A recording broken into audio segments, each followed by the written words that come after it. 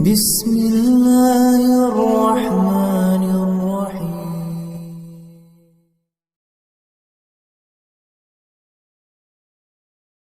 تو will power کی مضبوطی کو قائم رکھنے کے لیے ایک پوائنٹ تو یہ ہے کہ ایموشنل ایکسپیرینس کے ساتھ اس کی دوستی کرانا بہت ضروری ہے۔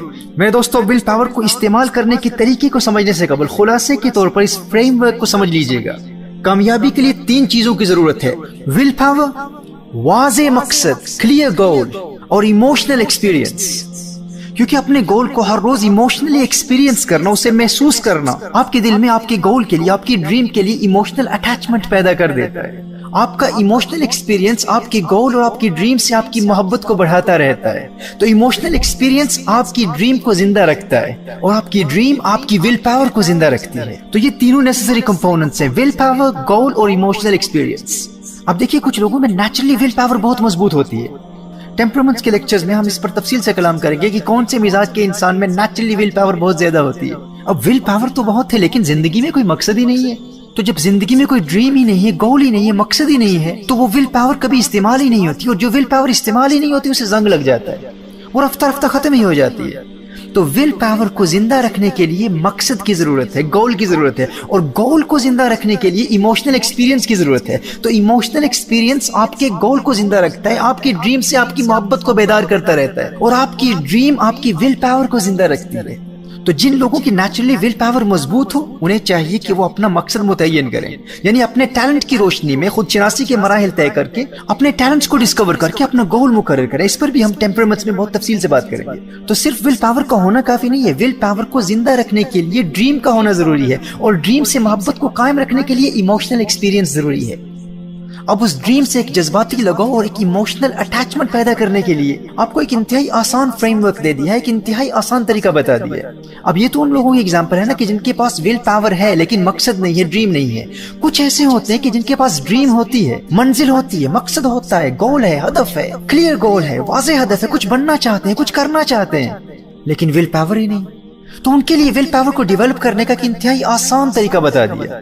تو جن کے پاس ڈریم ہے، گول ہے، لیکن ول پاور نہیں ہے، تو وہ بھی ان پریکٹیکل سٹیپس پر عمل کر کے اپنی ول پاور کو زندہ کر کے اپنے مطلوبہ گول کو حاصل کر سکتے ہیں۔ اور ایک طبقہ وہ ہے جن کے پاس ول پاور بھی نہیں ہے اور زندگی میں کوئی ڈریم بھی نہیں ہے۔ یہ سب سے زیادہ سست، لیزی اور غافل قسم کے لوگ ہوتے ہیں۔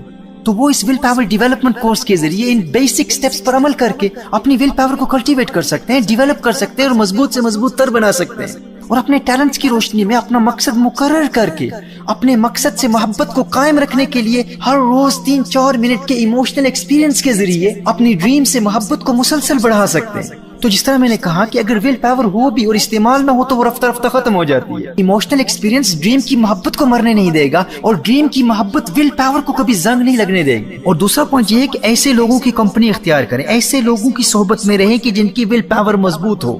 اپنے معاشرے میں ایسے لوگوں کو تلاش کریں اور ایسے لوگوں کو دوست بنائیں کہ جن کی یہ عادت ہو کہ جو کام شروع کرتے ہیں اسے وہ اکمپلش کرتے ہیں، کمپلیٹ کرتے ہیں۔